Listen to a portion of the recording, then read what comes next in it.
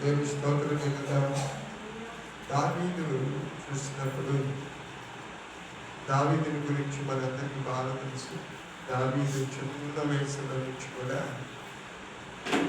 దేవుని యొక్క విచారణ చేస్తూ దేవుని సహాయం కొరకు కనిపెడతా ఉంటాడు. ప్రతి కార్యాల్లో దేవుని కొరకే ఎదురు చూస్తుంటాడు. చిన్ననాటి నుంచి తనకున్న అలవాటు ఏంటంటే దేవుని దగ్గర ఎప్పుడు పెట్టడం, దేవుని దగ్గర ప్రార్థన తీసుకోవడం, దేవుని దగ్గర విచారణ చేయటం, దేవునిలో గడపటం దావీదుకి చాలా ఇష్టం. అయితే దావీదు చిన్న వయసులో నుంచి అలాగూ వెతుకుతూ వస్తున్న తర్వాత ఇశ్రాయేలుకు రాజుగా సౌలు రాజు అయ్యాడు. ఇశ్రాయేలుకు రాజు అయిన తర్వాత కొన్ని సంవత్సరాల పాటు దేవుని మందస్సము ఇశ్రాయేలు ప్రజలకి దూరంగా ఉంది. మందస్సము దగ్గర విచారణ చేయటానికి వాళ్ళకి వీలు లేకుండా పోయినది అని ఇక్కడ లేఖను మనతో చెప్తా ఉంది. దావీదు ఎప్పుడైతే శత్రువుల చేతుల నుంచి బయటపడి దేవుడు ఇశ్రాయేలుకు రాజు చేశాడో వెంటనే ఆయన పల్లెలకి పట్టణాలకి ఇశ్రాయేలు ప్రజలందరికీ అధిపతులకును సహస్రాధిపతులకును పెద్దలకును యాజకులకును అందరిని పిలిపించి అంటాడు కదా, దేవుని మందస్సాన్ని మరలా మన యొద్దకు తీసుకొని వస్తుము. సౌలు దినాలలో దేవుని మందస్సు దగ్గర మనం విచారణ చేయటానికి వీలు లేకపోయింది. మరలా మందస్సాన్ని మన యొద్దకు తీసుకొని వస్తుము అన్నప్పుడు ప్రజలందరికంట చాలా సంతోషం విషయం. అవును, మనకు మనసు దూరంగా ఉంది, మందసాన్ని మరలా మన మధ్యలోనికి తీసుకొని వద్దామని ఎప్పుడైతే దావీదు అన్నాడో ప్రజల్లో ఒక సంతోషం పెరిగింది. నేను శుక్రవారం జరిపిద్దామని చెప్పి నాకు చిన్న మాట అన్నాడు రాజు ఫ్యాన్సీ.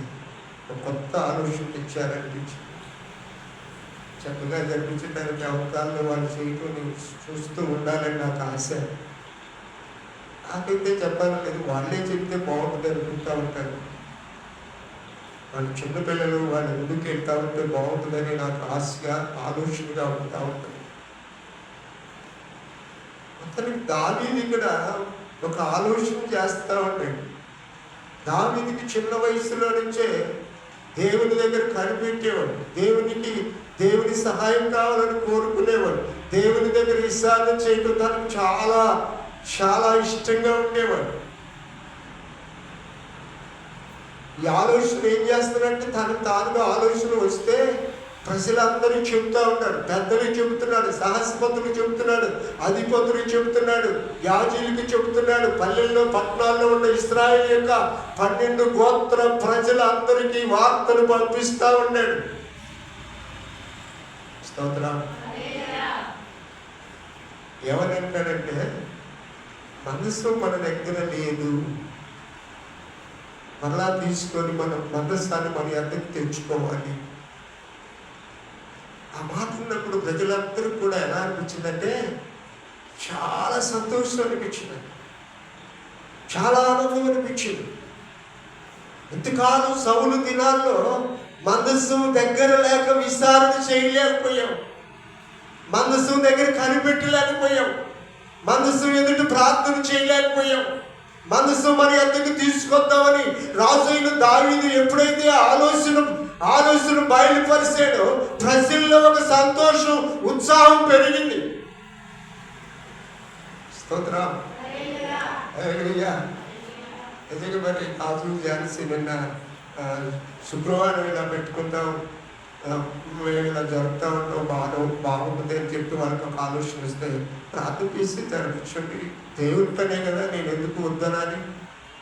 దేవుని పని ఉందనడానికి ఎవరికి అధికారం లేదంటే దేవుడు పని చేస్తుంటే దేవుడు అంటాడు కదా, చెయ్యండి అంటాడు. మీరు అంత చేస్తే అంత మంచిది అంటాడు. మీ ఓపిక దేవుని పని. తెల్లవాళ్ళు మీరు ప్రార్థన చేస్తే ఆయన వద్దంటాడా? బైబిల్లో మాట ఉంది, దేవారాత్రులు ధ్యానం చేయవాడు ధన్యుడు. రాత్రి అంతా ధ్యానం చేస్తే ధన్యుడివి. సర్వ హక్కులు తీర్చబడతాయి. కొదువు లేనివాడిగా ఉంటావు, సర్వ సమృద్ధిగా ఉంటావు, ఆరోగ్యంగా ఉంటావు, ఆశీర్వదకరంగా ఉంటావు.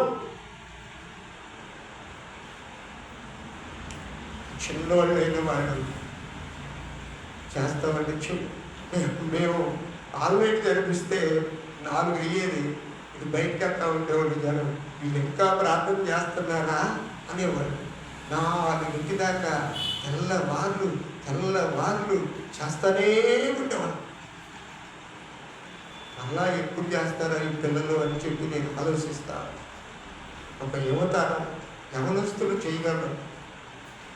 పెద్దోళ్ళు కాసేపు చేసి కాసేపు అలా ఊరుకున్నా, యవనస్తులు యువతరం వాళ్ళు ఆ రీతిగా దేవుని దగ్గర మొరపెడతారు. చూడండి, సౌలు దినాల్లో ఏమైందంటే దేవుని మనసు వాళ్ళ యొక్క పాలెంలో ఇశ్రాయేలు మధ్యలో లేక ఎక్కడో ఉంటే వాళ్ళు అంటారు కదా, ఇంతకాలం దేవుని మనసు దగ్గర విచారణ చేయడానికి దగ్గరలేదు కనుక దావీదు ఎప్పుడైతే రాజు అయ్యాడో వెంటనే ఒక మంచి ఆలోచన వచ్చింది దావీదుకి.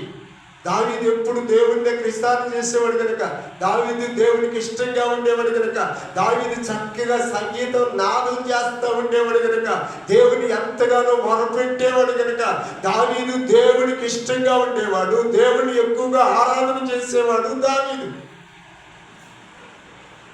ఈ దావీదు మాట్లాడినప్పుడు ప్రజలందరికీ చాలా ఏమనిపించిందండి? చాలా సంతోషం అనిపించింది. మనసు మరి ఎంతకు తీసుకొని ఉందా? మనం విచారణ చేయొచ్చు. సౌలు దినాల్లో మనసు దగ్గర లేకపోవడం, ఆయన దగ్గర విచారణ చేయలా. దేవుని మనసు మన దగ్గరికి వస్తుందంటే వాళ్ళు సంతోషించి ఆనందించారు. స్తోత్రం, హల్లెలూయా. అందుకే పౌలు భక్తుడు అంటాడు ఒక మాట, నేను ఎలా నడుస్తున్నానో మీరు కూడా అలాగే నడుచుకోండి అంటాడు. నేను ఎవరికి పోలి నడుస్తున్నానంటే, ఎవరి పోలి నడుస్తాడంటే పౌలు గారు ఎవరికి పోలి నడుస్తాడు? యేసుక్రీస్తు ప్రభు ఎలాగా నడుచుకున్నాడో నేను కూడా అలాగే నడుచుకుంటాను. సంఘ బిడ్డలారా, దేవుని బిడ్డలారా, క్రీస్తు రక్తంతో కడగబడిన వారులారా, మీరు కూడా అలాగూ నన్ను చూస్తూ అలా నడుచుకోండి. నేను ఆయన పోలి నడుచుకుంటూ ఉంటాను. ఆయన ఎలా నడుచుకున్నాడో, ఆయన ఎలా జీవించాడో, ఆయన ఏం చేశాడో, ఆయన ఎలా ప్రవర్తించాడో, ఆయన ఏ మంచి కార్యం చేశాడో, ఏ మంచిగా ఆయన నిజంగా జరిగించాడో, నేను కూడా అలాగే నడుచుకుంటున్నాను. మీరు కూడా నన్ను చూసి నడుచుకోండి. స్తోత్రం, హల్లెలూయా. నిజంగా ప్రజలకు చాలా సంతోషం. నువ్వు అలా నడిస్తే మేము కూడా అలా నడుస్తాం. నువ్వు అలా జీవిస్తే మేము కూడా అలా జీవిస్తాం. పౌలు గారు అలా జీవిస్తున్నా, నేను ఇలా నడుస్తాను, మీరు కూడా నన్ను పట్టి నడవండి. చాలామంది చూడండి, యేసన్న గారు పాట పాడేటప్పుడు యేసన్న గారు ఎలా పాడుతున్నాడో అలాగనే పాడాలని ప్రతి వాళ్ళకి ఆశ. ఆయన స్వరంలాగే ఉండాలి, ఆ రాగంలాగే ఉండాలి.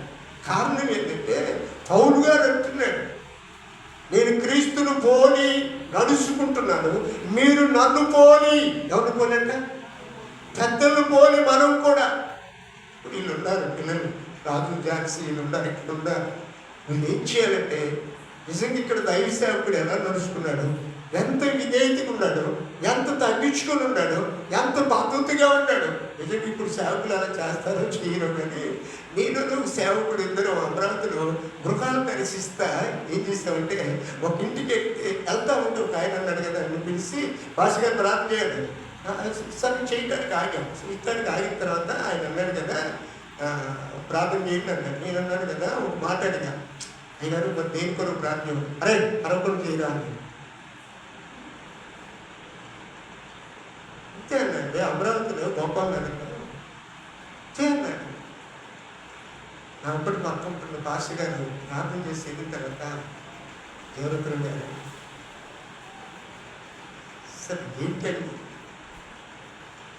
అంతే అన్నాడండి. వెలకుండా వెళ్ళిపోయింది నాకు.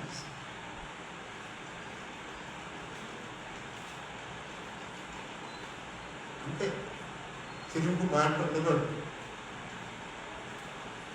ఎస్ఐ అన్నాడండి, ఎస్ఐ అన్నాడు తిరుగు ఒక మాట అన్నాడండి, అరే నువ్వు దేవుడు కుమారుడురా అంటే ఏమన్నాడండి?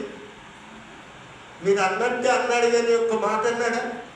ఒక్క మాట అనలేదండి.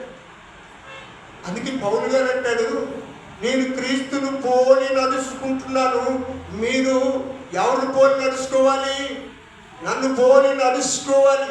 దావీదు ఎప్పుడైతే ఆ మాటలు చెప్పాడో వెంటనే ఆ ప్రజలందరికండి, సహస్రాధిపతులకి, అధిపతులకి, యాజకులకి, పల్లెటూరులో ఉన్నవాళ్ళకి, పట్టణాల్లో ఉన్నవాళ్ళకి, వాళ్ళందరికీ అది అనుకూలముగా ఉంది.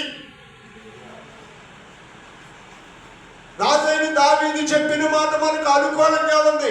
ఇంతవరకు మనం దేవుని మందసము దగ్గర విచారణ చేయలేదు, విచారణ చేయడానికి దగ్గర లేదు. ఇప్పుడు రాజుగారు చెప్పిన మాట మనకు చాలా అనుకూలంగా ఉంది. ఇది చేయటం మంచిది. స్తోత్రం, సంతోషంగా గట్టిగా చెప్పండి. దేవుడు మనసు దగ్గర ఉంటే మంచిదా, దూరం ఉంటే మంచిదండి? మనసు దగ్గర ఉంటే మంచిది.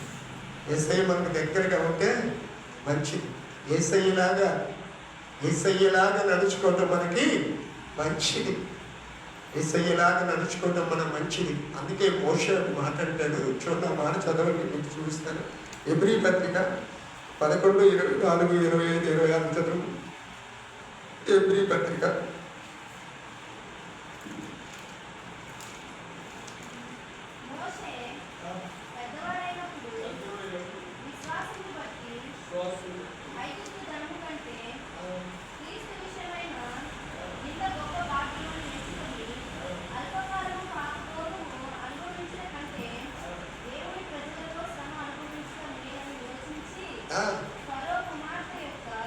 ఫరో కుమార్తె యొక్క కుమారుని అనిపించుట కంటే ఒప్పుకోలేదు.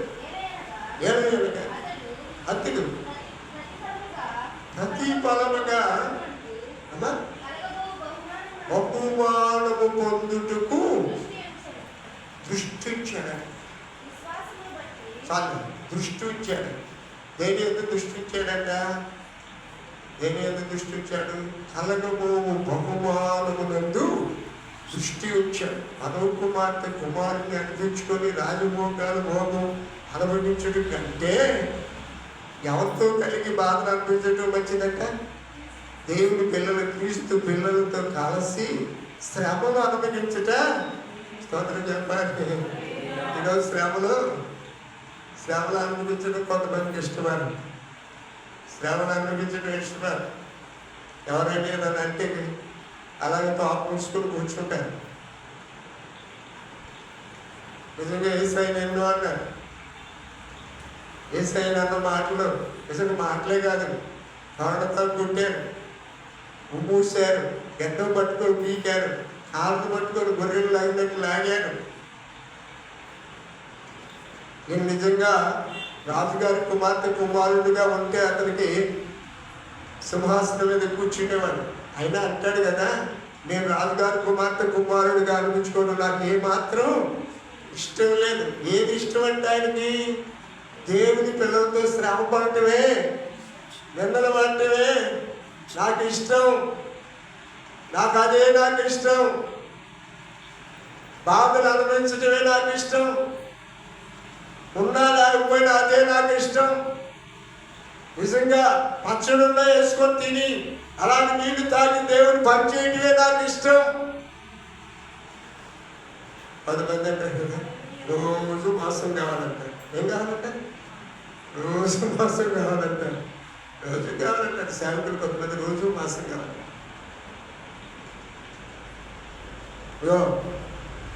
నేను మీ ఇంటికి ప్రార్థనకు వస్తున్నా కానీ 1 కిలో మాంసం తెచ్చి పెట్టాను అండి. ఒక మాసం గారు ఒక ఆయన కిలో మాంసం రెడీగా వచ్చి నేను తీసుకుని వెళ్తాను. మా పాస్ గారు చెప్పాడని పోయి 1 కిలో తీసుకొచ్చి ఇంటికి ఇంట్లో పెట్టేశాను. కానీ మోషే అలాగట్లా మోషే అంటాడు కదా, నిజంగా కలగము బహుమానం ఉంది, దాని యందు నేను దృష్టి కలిగి ఉండాలి, కానీ ఈ లోకంలో రాకుమార్తె కుమారుని అనిపించుకోవడం నాకు ఏమాత్రం ఇష్టం లేదు. చాలా తగ్గించుకుంటా ఉన్నాడు, చాలా విధేయతగా ఉంటున్నాడు, దేవుని బిడ్డగా ఉండాలనుకుంటున్నాడు. నిజంగా రాకుమార్తెగా ఉండాలని నాకు అనిపించట్లేదు, కుమారుడిగా ఉండాలని అనిపించట్లేదు. ప్రజలు, దేవుని ప్రజలతో బాధలు, నిందలు, అవమానాలు నాకు ఇష్టం.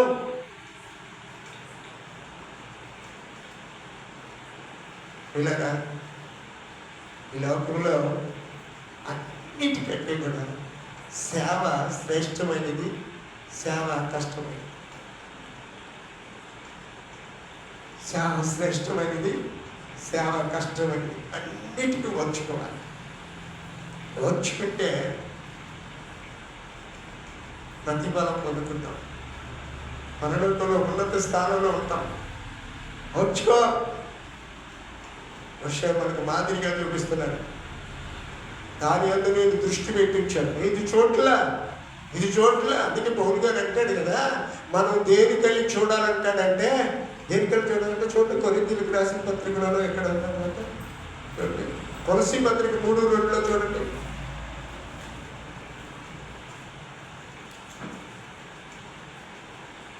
కొలస్సీ పత్రిక 3:2. పైనున్న వాటినే కానీ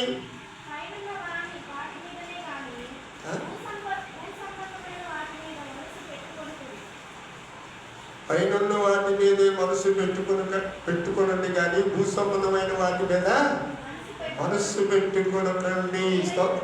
అమ్మా, మీరు మృతి పొంది చాలు. దేని స్తోత్రం చెందుతాం. హల్లెలూయా. మన మనసు అంతా దేని మీద ఉండాలంట, దేవుని మీద ఉండాలంట, దేని మీద ఉండాలంట, పైన ఉన్న వాటి మీదే, కానీ భూ సంబంధమైన వాటి మీద మనం మనసు పెట్టుకొనకండి. పౌరభక్తుడి మాట్లాడాడు, పౌరభక్తుడి మాట్లాడాడు. అదే మోషే కూడా అంటాడు, నిజంగా నేను ఒక దృష్టి పెట్టున్నాను, ఒక ఫలాన్ని పొందుకోవడానికి దృష్టి కలిగి ఉన్నాను.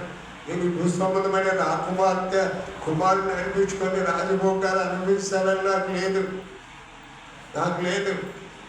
నేను ఒక ఫలం పొందుకోవాలి, నేను దేవుని రాజ్యంలో ఉన్నత స్థానాన్ని పొందుకోవాలి. అదే మాట పౌలు గారు కూడా అంటాడు కదా, నిజంగా మీరు పైన వాటి అందే దృష్టి పెట్టండి, కానీ భూ సంబంధమైన వాటి యందు దృష్టి పెట్టవద్దు. స్తోత్రం చెబుదాం. హల్లెలూయా. వాటిని వెతకాలి, పైన వాటిని వెతకాలి. మనం భూ సంబంధమైన వారిని కాము, పర సంబంధమైన వారిని. దాని కొరకే కనిపెట్టాలి. నేను ఎప్పుడు వెళ్తాను అక్కడికి, నేను ఆయనతో ఉండాలి, ఆయన బిడ్డగా నేను ఉండాలి, ఇక్కడ ఉండాలి, నేను ఆయన బిడ్డగానే జీవించాలి. అందుకే పౌలు గారు ఒక మాట అంటారు చూడండి, పేతురు రాసిన పత్రికలో పేతురు ధైర్యం అంటారు కదా, 3:9 ఒక మాట అంటారు. 1 పేతురు 3:9